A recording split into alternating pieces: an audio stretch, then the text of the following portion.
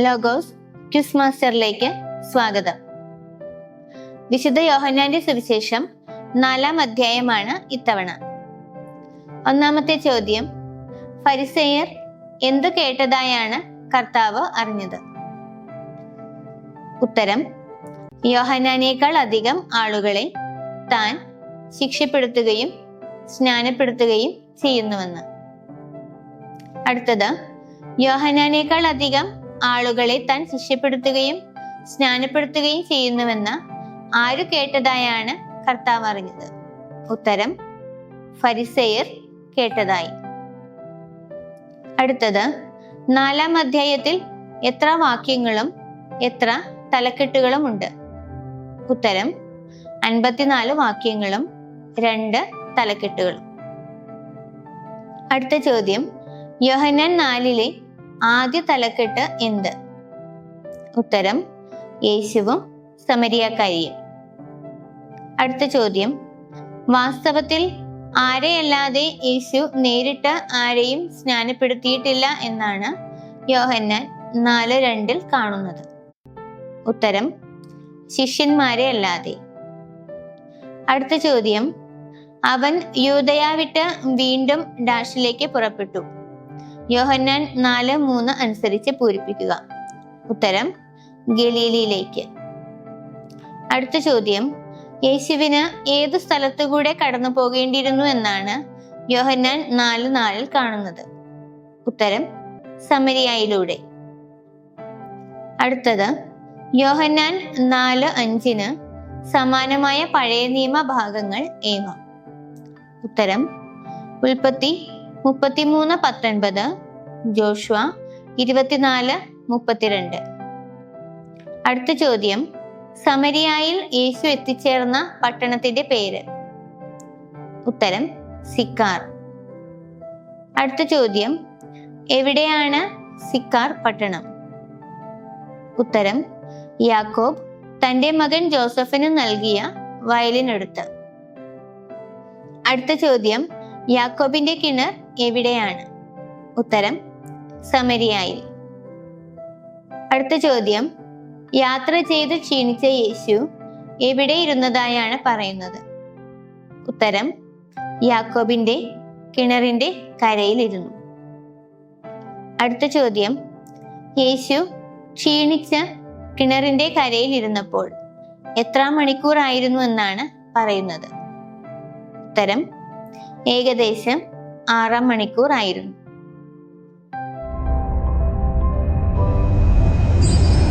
അടുത്ത ചോദ്യം, 6 മണിക്കൂറിൽ ആരാണ് സമരിയായിലെ കിണറിന്റെ കരയിൽ വെള്ളം കോരാൻ വന്നത്? ഉത്തരം, ഒരു സമരിയാക്കാരി. അടുത്ത ചോദ്യം, യേശു സമരിയാക്കാരിയോട് എന്താണ് ചോദിച്ചത്? ഉത്തരം, എനിക്ക് കുടിക്കാൻ തരിക. അടുത്ത ചോദ്യം, യേശുവിന്റെ ശിഷ്യന്മാർ എവിടെ പോയിരിക്കുന്നു എന്നാണ് യോഹന്നാൻ 4:8 പറയുന്നത്? ഉത്തരം, ഭക്ഷണ സാധനങ്ങൾ വാങ്ങാൻ പട്ടണത്തിലേക്ക് പോയിരുന്നു. അടുത്ത ചോദ്യം, നീ ആരായിരിക്കെ സമരിയാക്കാരിയായ എന്നോട് കുടിക്കാൻ ചോദിക്കുന്നത് എന്ത് എന്നാണ് പറയുന്നത്?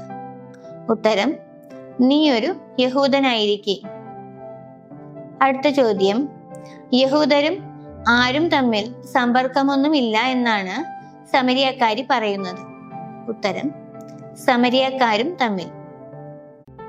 അടുത്ത ചോദ്യം, ഏത് 2 കാര്യങ്ങൾ അറിഞ്ഞിരുന്നെങ്കിൽ എന്നാണ് സമരിയാക്കാരി യേശുവിനോട് ചോദിക്കുകയും ജീവജലം ലഭിക്കുകയും ചെയ്യുമായിരുന്നു എന്ന് യേശു അവളോട് പറഞ്ഞത്?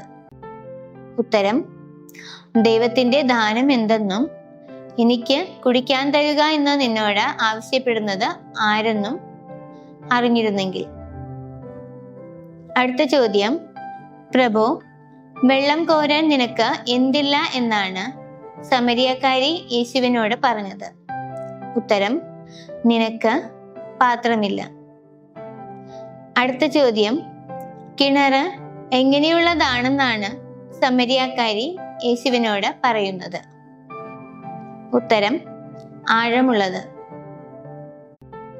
അടുത്ത ചോദ്യം, ജീവജലം യേശുവിന് ലഭിക്കാതിരിക്കാൻ സമരിയക്കാരി കണ്ടെത്തിയ അയോഗ്യതകൾ എന്തെല്ലാം?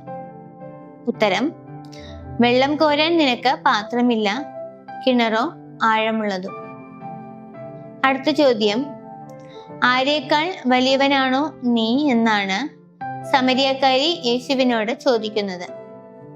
ഉത്തരം: ഈ കിണർ ഞങ്ങൾക്കു തന്ന ഞങ്ങളുടെ പിതാവായ യാക്കോബിനേക്കാൾ വലിയവനാണോ നീ? അടുത്ത ചോദ്യം: ആരെല്ലാം യാക്കോബിന്റെ കിണറ്റിൽ നിന്നാണ് കുടിച്ചിരുന്നത് എന്നാണ് സമരിയക്കാരി യേശുവിനോട് പറയുന്നത്. ഉത്തരം: യാക്കോബും അവന്റെ മക്കളും കന്നുകാലികളും. അടുത്ത ചോദ്യം: യാക്കോബിന്റെ കിണറ്റിലെ വെള്ളം കുടിക്കുന്നവന് എന്ത് സംഭവിക്കുമെന്നാണ് യേശു പറയുന്നത്? ഉത്തരം: വീണ്ടും ദാഹിക്കും. ആര് നൽകുന്ന വെള്ളം കുടിക്കുന്നവനാണ് പിന്നീട് ഒരിക്കലും ദാഹിക്കുകയില്ലാത്തത്? ഉത്തരം: യേശു നൽകുന്ന വെള്ളം കുടിക്കുന്നവന്.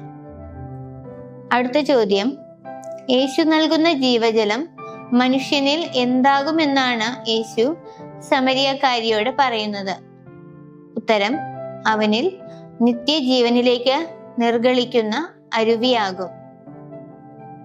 അടുത്ത ചോദ്യം: ജീവജലത്തെക്കുറിച്ച് കേട്ട സമരിയക്കാരിയുടെ മറുപടി എന്ത്? ഉത്തരം: ആ ജലം എനിക്ക് തരിക, മേലിൽ എനിക്ക് ദാഹിക്കുകയില്ലല്ലോ, വെള്ളം കോരാൻ ഞാൻ ഇവിടെ വരുകയും വേണ്ടല്ലോ.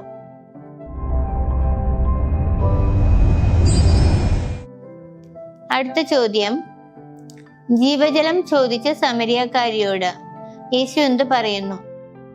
ഉത്തരം: നീ ചെന്ന് നിന്റെ ഭർത്താവിനെ കൂട്ടിക്കൊണ്ടുവരിക. അടുത്ത ചോദ്യം: ഭർത്താവിനെ കൂട്ടിക്കൊണ്ടുവരാൻ പറഞ്ഞപ്പോൾ എന്തായിരുന്നു സമരിയക്കാരിയുടെ മറുപടി? ഉത്തരം: എനിക്ക് ഭർത്താവില്ല. അടുത്ത ചോദ്യം: സമരിയക്കാരി എന്തു പറഞ്ഞത് ശരിയാണെന്നാണ് യേശു അവളോട് പറഞ്ഞത്?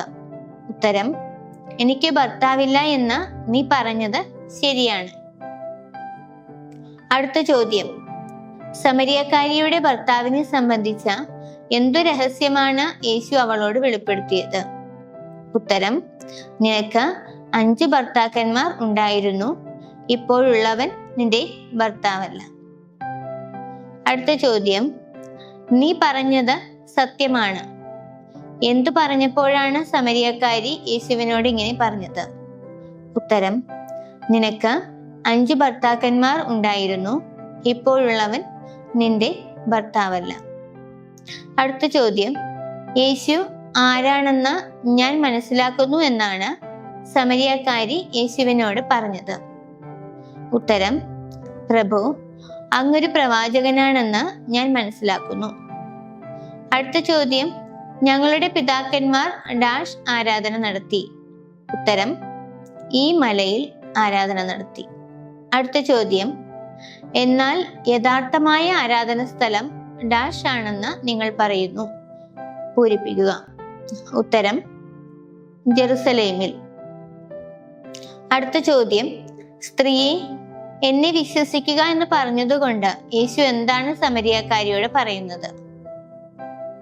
ഉത്തരം: ഈ മലയിലോ ജെറുസലേമിലോ നിങ്ങൾ പിതാവിനെ ആരാധിക്കാത്ത സമയം വരുന്നു.